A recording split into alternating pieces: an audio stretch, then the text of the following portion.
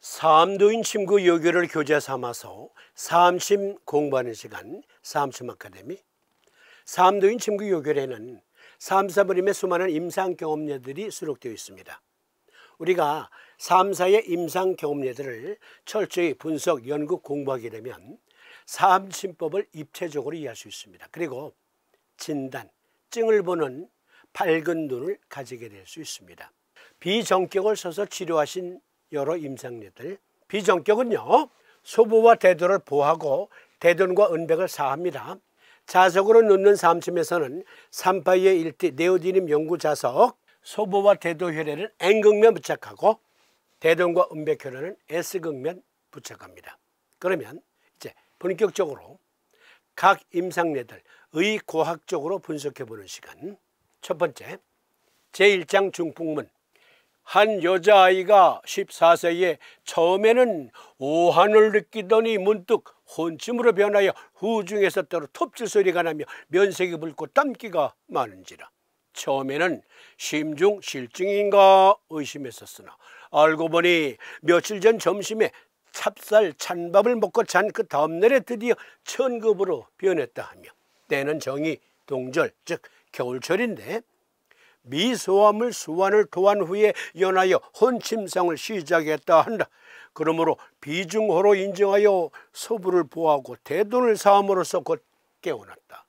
여기 소부보 대돈사, 소부대도보 대돈은백사, 그것을 략해서 표기한 거예요. 비정격 다 쓰신 겁니다. 그런데요, 증이 좀 난해합니다. 이 내용만 먼저 보면, 한 여자아이가 14살인데 처음에는 덜덜덜덜덜 떨면서 오한을 느껴요. 그리고 문득 코마 상태에 빠졌어요. 혼침으로 변하여 선망 상태에 빠진 겁니다. 그리고 숨 쉴 때마다 목에서 톱질 소리가 나는 호흡곤란이 있어. 천식 비슷해. 그리고 면색이 붉고 땀이 나. 요 증만 놓고 보면 무슨 증인지 이해하기 어렵죠. 사암사께서는 친절하게 이 아이가 왜 그렇게 된 건지 설명하십니다. 사암사께서 이 주호소 증상을 듣고 처음에는 심중실증인가 의심했었어요. 심실증이구나, 심승격 써야 되겠네 하시고 침통을 딱 들여다가 아니야. 자세히 진단하셨어요. 망진, 문진, 맥진 그리고 복진을 통해서 알고 보니 며칠 전 점심에 찹쌀 찬밥을 먹고 잔 그 다음날에 호흡곤란으로 변했다. 때는 정이 겨울철인데 찹쌀 찬밥을 먹고 잔 그 다음날 토했어요. 미소암을 수완, 완자는 대접, 주발 등을 말해요. 그러니까 서너 대접을 토한 후 단박 코마 상태에 빠졌어. 그러니까 사암사께서 보셨을 땐 코마 상태에 있는 아이였어. 그런데 사암사께서는 이거 비허증이야. 그래서 비정격을 적용했더니 나았다. 그러면 급체로 인해서 이렇게 다양한 정말 난해한 증이 발생한 건데 사암사께서는 어떻게 이것을 비정격증으로 판단하셨을까? 의과학적인 근거 함께 살펴봅니다.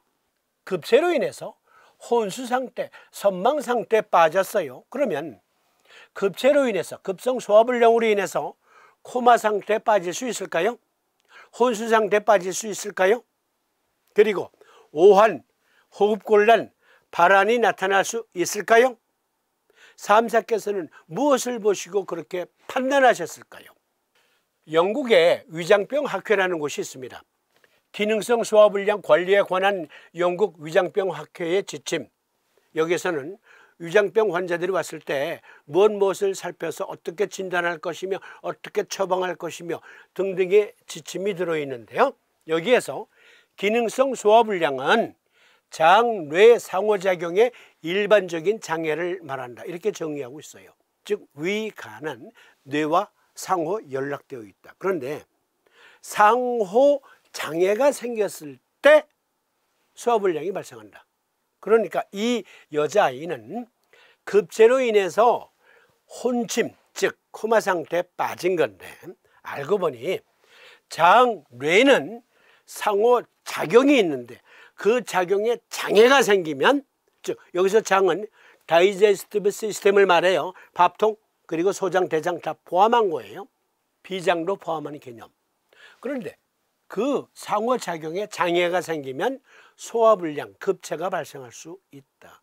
그리고 이 지침에서는 정서적 장애, 인지적 장애 및 코마 상태에도 빠질 수 있다라고 지적하고 있습니다. 또 다른 논문에 보니까 급성 소화불량 어린 소년 구토 후에 혼미하고 심지어 혼수 상태에 빠지기도 했다. 3도인의 임상 경험리와 똑같은 환자예요.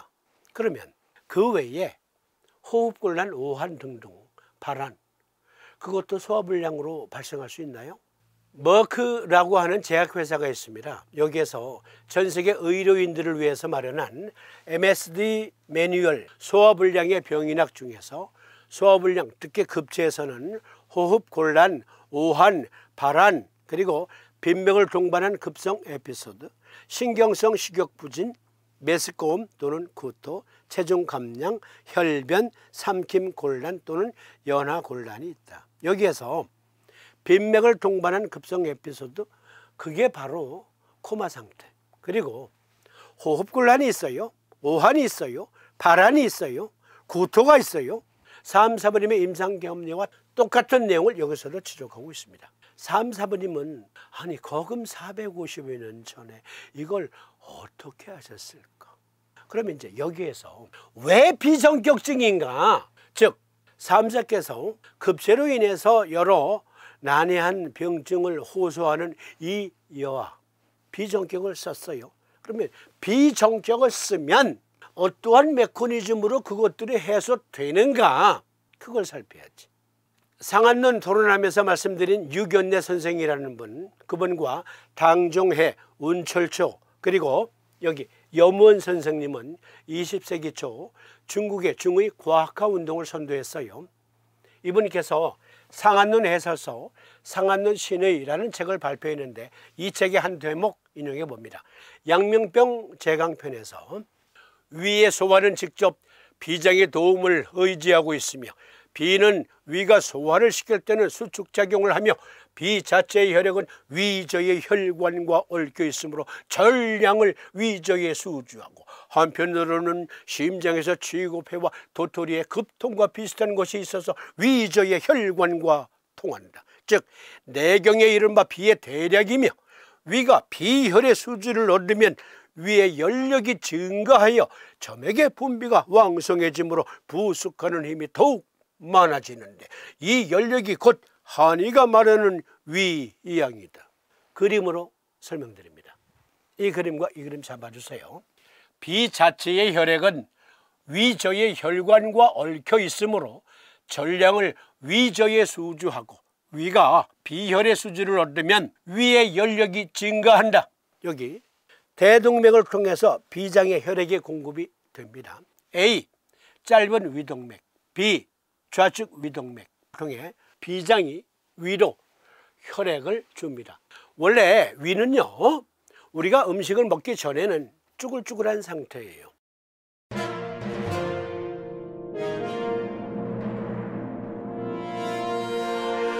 그런데 음식이 들어갔을 때 비장이 위에 이렇게 혈액을 쏴주면 풍선처럼 부풀어요. 그러면 연력이 생겨요. 그걸 염원 선생께서 말씀하고 계신 겁니다. 그러니까 비장이 위체에 이렇게 혈액을 쏴주지 못하면, 혈액을 공급하지 못하면, 그러면 아니 그것이 약하면 위는 냉한 상태로 머물게 돼요. 그 여자아이는 겨울철에 찹쌀 찬밥을 먹고 그냥 잠들었어요. 비호증으로 비장에서 위체로 혈을 쏴주지 못하고 있는 상태였어요. 그래서 비정격을 썼더니 비장이 위체에 혈액을 공급해 주게 되었다. 연력을 얻으니 곧바로 해소된 겁니다. 우리말에 저 사람은 비는 좋은데 위가 약해. 저 사람은 위는 좋은데 비가 약해. 이런 말이 있습니까? 아닙니다. 비위가 약하다라고 말합니다. 그것은 비가 약하면 위도 약해지기 때문에 우리말에 비위가 약하다 이런 표현 쓴 거예요. 보시는 바와 같이 비장은 위체에 혈액을 공급합니다. 그러면 연력을 얻게 됩니다. 그런데 그 연력 부족으로 급체를 한 거예요. 급체로 인해서 오한, 발한 등등도 나타날 수 있고 그리고 선망 상태에 빠질 수도 있다. 그 시스템은 뇌와 연락되어 있고 상호 코아포레이션 하면서 소화를 돕는데 소화 불량으로 인해서 뇌가 장애를 얻으면 혼수 상태에도 빠질 수 있다.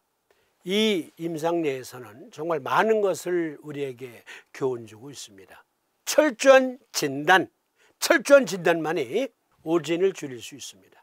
정확한 치료법을 도출해낼 수 있습니다. 그러면 다음 시간에는 계속되는 임상 경험let들 이와 같이 의과학적으로 분석해 보도록 하겠습니다. 오늘 시간 여기서 마칩니다. 시청해 주심에 감사드립니다. 고맙습니다.